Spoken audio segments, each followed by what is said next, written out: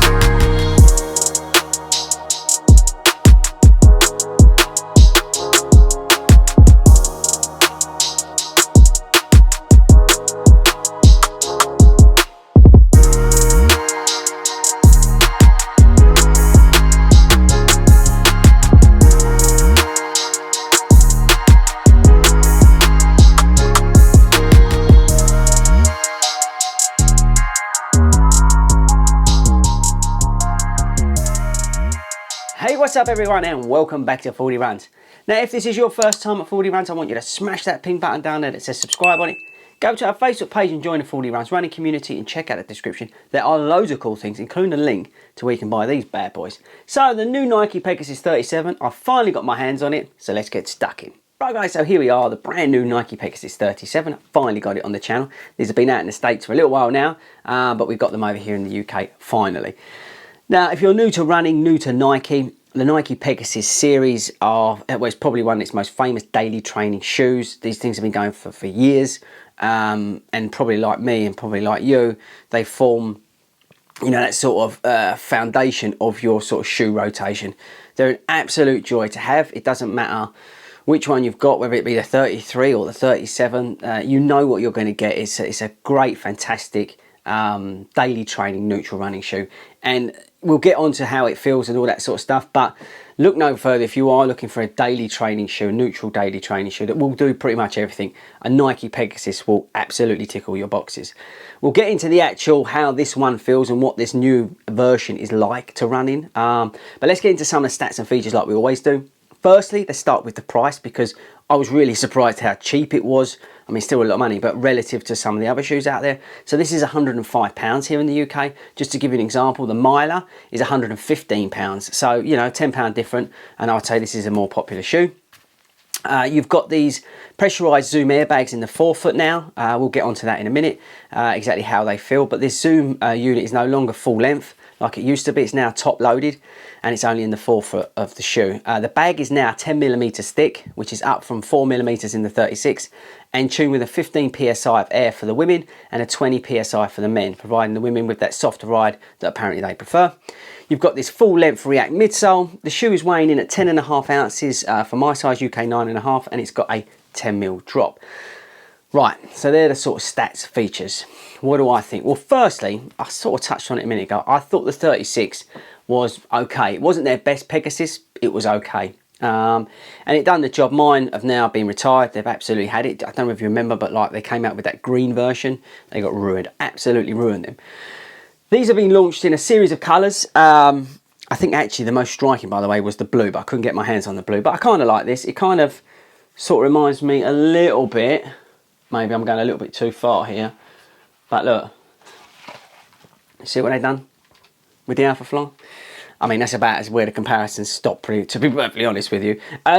So you've got the React midsole. Now, if you're new to React foam, I would really recommend it. It's a nice cushioned but responsive ride, which is really great. And where they've combined it with the Zoom pockets where they put into the forefoot, and like I just said about on the features, what they've done is they've sort of tuned them a little bit. So between the men and the women, they've created different PSI to make it a little bit softer for the women and a little bit firmer for the men, which is kind of cool.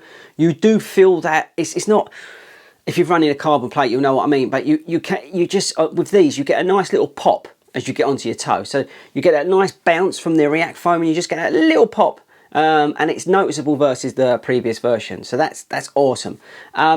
The lacing's great. I mean, it does exactly what you'd want. I mean, I put a runner's knot on them just to lock them down, but you know, it does what you want. The tongue is a little thinner, I would say, than previous versions. It's a gusseted tongue. The heel area, I would say, is not as aggressive as some of the other shoes that they've done, like last year's with the real pull away. They've sort of seemed to have like chilled out a little bit. You've got a reasonable amount of cushion around the heel, but just enough. Not too much, but just enough. I really like that sort of fin on the back. It very much feels like, oh, where are they? Look. Oh, see what I mean? So they've taken cues from a lot of their shoes in this one, which is, I think, kind of cool, actually, to be honest with you. I did think, right, now, the camera's not going to show it, but I actually thought that this Nike swoosh was going to fall off. It's like a totally different material to the upper, which is, by the way, very breathable. And it's nice and comfortable, but it's not too, what's the word, not too coarse. Some of the Nike uppers at the moment are a little bit, yeah, coarse. It's not, it just feels great. But yeah, this I thought it was going to fall off, but it's not. It's just the way they've sort of stuck it on. Outsole's good. It's just typical Pegasus, really, what you'd expect. I love the Pegasus for its outsole. For me, going down the canals and the paths, you get so much great traction on them, and they always deliver with their outsoles, Nike, especially on this shoe. But yeah, I think the overall feel of it, it just feels, like I say, great with the React foam, the full lip React foam with those little air pockets in the front, just giving you that little pop. It's not the lightest daily trainer out there. I say this is 10.5 ounces for my size. If you go down, it obviously drops below that 10 ounces, but it's not too heavy, you know, it just feels right. Do I think it's the best daily training shoe? It's close. I mean, there's some other great shoes out there. For me, as you know, probably by now, I'm a massive fan of Asics and their shoes, and I still spend a lot of time in them. But I've started to put more miles in these, and I'm really enjoying them. They do feel great. As I said, I'm a massive fan of the React foam, and I really do like what the sort of updates they've done to it. So, to conclude, if you are looking for a neutral daily training shoe, I do think this is one of the best out there at the moment. I like what they've done. They've moved, you know, with the airbags up the front, with the React foam, the outsole, the upper, all that sort of thing. But here is a word of caution for you people before you leave me.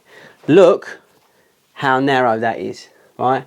If you have a wide foot, just bear in mind that it does, you can even see it where I've had them on, look, it sort of pinches in here. Just bear that in mind. It is probably, is it the narrowest toe box on a Pegasus? It's got to be close. Last year's was noticeably narrower, and this year they've sort of stuck with it. So I would say that on a side of caution. For me personally, the Asics shoes and stuff like that, and even the Nike Miler has definitely got more room in the toe box. So that's the only thing I would say. It is a great daily training shoe, and at £105, it's awesome. But if you've got a slightly wide foot, definitely get to a Nike store or your local running store and just check the fit. That's the only thing I would say. But that's it from me, guys. Nike Pegasus 37, it gets the thumbs up.